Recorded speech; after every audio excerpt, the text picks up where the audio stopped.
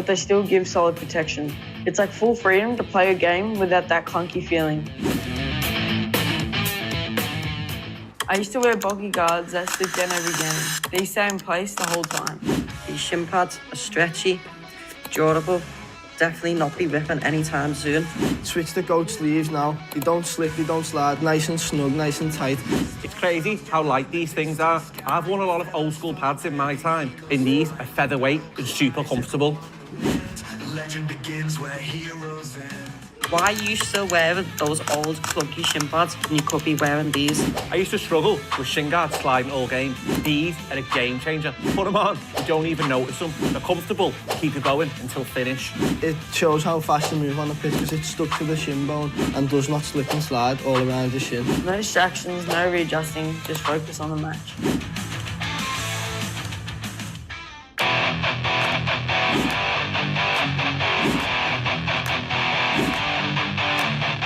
What I like about these is you can wear them all day. Training, recovery, travel, they never lose shape. The material's soft and supportive. It's the perfect mix of comfort and performance. These guards are so lightweight, you forget they're even there.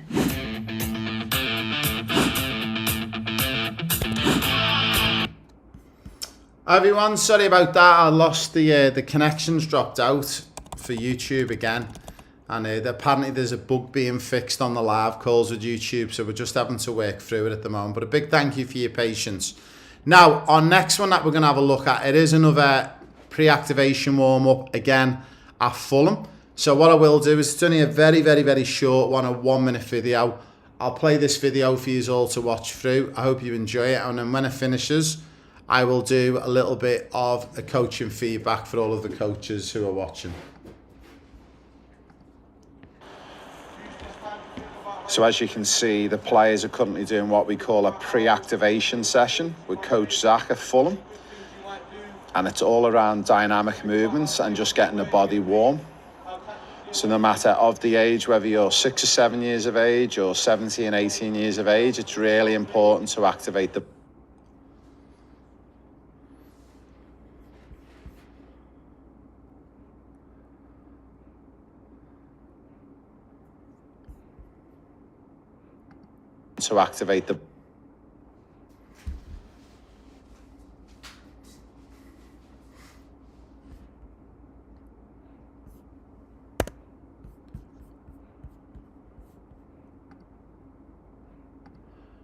Sorry guys, we just lost that one again. I'm just going to see if I can just play this one again, just see if it'll play through the body. For us. You can see the facility that they've got here at Fulham is first class and world class. Obviously they have a lot of cold weather and a lot of harsh winters in the UK. So this stops it from the elements from the likes of snow and ice. So the club's got the ability to train all year round. There should be a dynamic stretch for every part of the body. So as you can hear the coach there, they're looking for a dynamic stretch for every single part of the body. So whether that's your arm, your wrist, your elbows, your knees, your ankles, it's really important to activate all parts of the body. Okay, now we're going to move on to our next one. So now we're going to have a little look at our 2 versus 2. So that was just to finish off from our session at Fulham. Now, our next session is one of our main sessions within our 2v2, and it's attackers versus defenders. And I'm just going to hit play on this one, and hopefully this plays through okay for us. So you'll see with our younger ones now that they're doing a 2v2 exercise. So they're coming out to defend in twos and attack in twos. This is a great way to motivate players to start a session, is to go straight into gameplay. It's one of the things that we don't see enough in Australia, but also in the USA and Canada. We're too focused on doing technical drills and trying to work on formations like 4-3-3. Remember, the best teacher is the game. Let the game be the teacher. Get the kids into 2v2s and 3v3s as early as you can with goals, with balls, and that's the best way to educate players and to get them motivated for the session. So what we call this in the UK, it's called whole, part, and then whole. So we're starting with a whole part of the session where we're going straight into gameplay 2v2. Then you'll notice in a moment on the next video, they'll drop out with what we call a part, and that's where the technical teaching's going on. And then we drop back into the whole section of the session. So it's a simple game. You've got your players waiting. The beauty of this game as well, guys, you'll notice it doesn't matter what numbers you've got. You could have 13 players, you could have 18 players. As long as you've got 2 players ready to come on straight away and 2 players to attack, it gives everyone a good chance to be involved. So odd number of players works for this, even number of players works for this.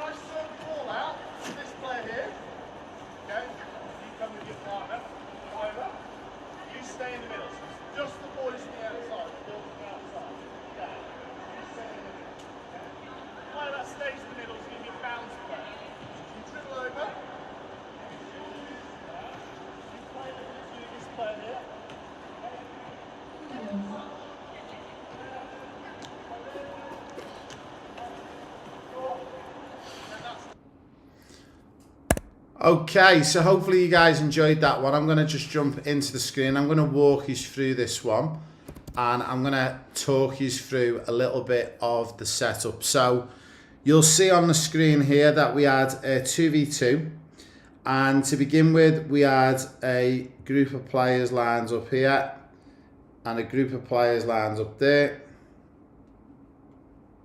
Same here. And then what was happening was we had the ball which was on one side, so all the balls were all set up here, and the player would play a ball in to the team, they'd receive it, and then you would have a player who would come out and attack with the ball, and then this player would come in and defend, and this player would come in and defend as well. Now you'll notice when the coach set this up, he didn't go into a lot of detail. It's basically 2v2, score a goal. Now, what you've got to be careful of in here is, and I would reiterate that you do this, you tell them that they've got 20 seconds to score or both teams go off, okay? Now, the reason why is I've seen this before where you'll have a 2v2, you'll have 10 players waiting off on the sidelines, and this 2v2 is going on for 4 or 5 minutes. So you've got to be careful of that. So set some what we call boundaries and rules. And what this will do is, it'll force the kids who are attacking to go in attack mode and try and score as fast as they can. And if the defenders win it, they might only have 4 or 5 seconds to try and turn it into a goal. Once these players have finished, they go off and rejoin the back of the line here, and this player does exactly the same. Then the next 2, they move forward and they filter through. So what happens is it's a very quick game, active, fast. They get to watch, they get to rest for maybe 40 seconds before they get back on again. The good thing with this session, you're not limited to your numbers. You can have odd numbers, you could have even numbers, it doesn't really matter, okay? Could you do this with 7 or 8 players? Yeah, 100%.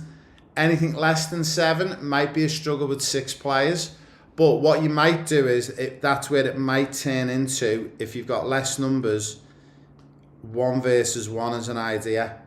But for this particular one, we want you to focus on the 2v2. Should you be coaching in here? The answer is no. No coaching whatsoever. Just let the players enjoy the game, let them enjoy the 2v2 and leave them be and let them just work through it. And they will be completely fine working through. Now, Can we do this with 7 and 8 year olds? 100% you can. They will love you.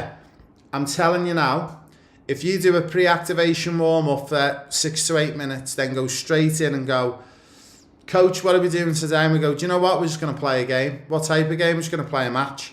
2v2s. Give yourselves a name.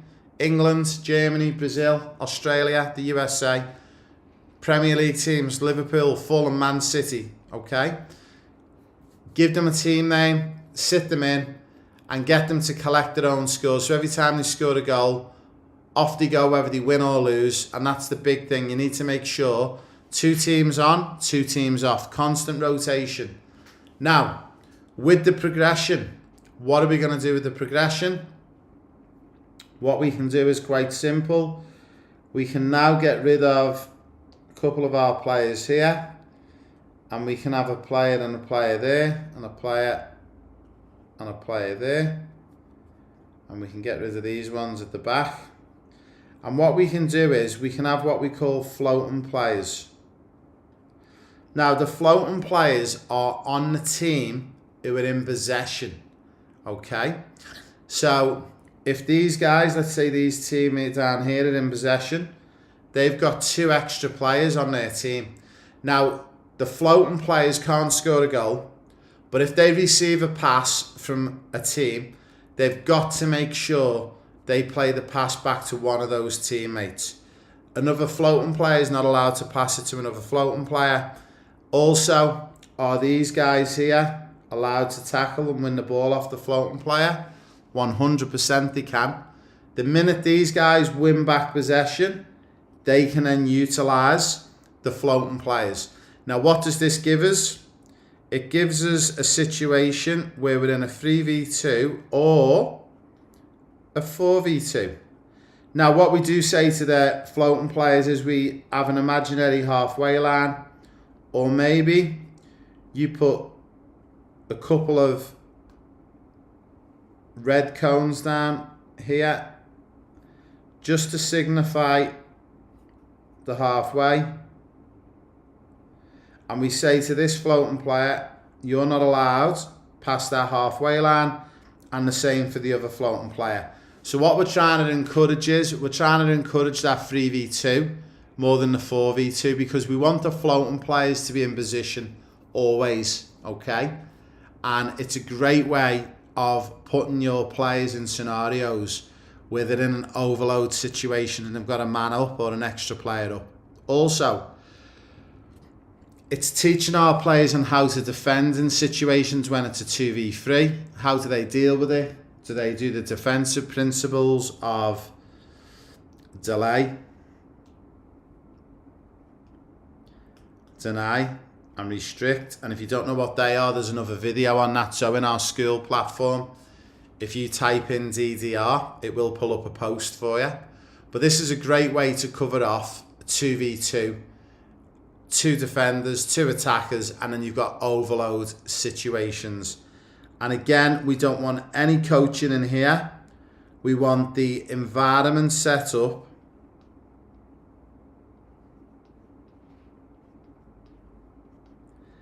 and the game to be the teacher. Unfortunately, coaches, all you become in this game is the ball boy or girl.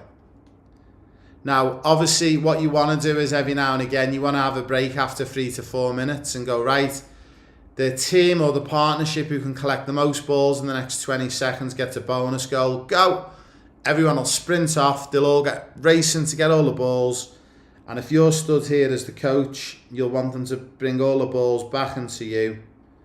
So you've got all the balls at your feet, so you can feed the balls in and you can play players to get games underway.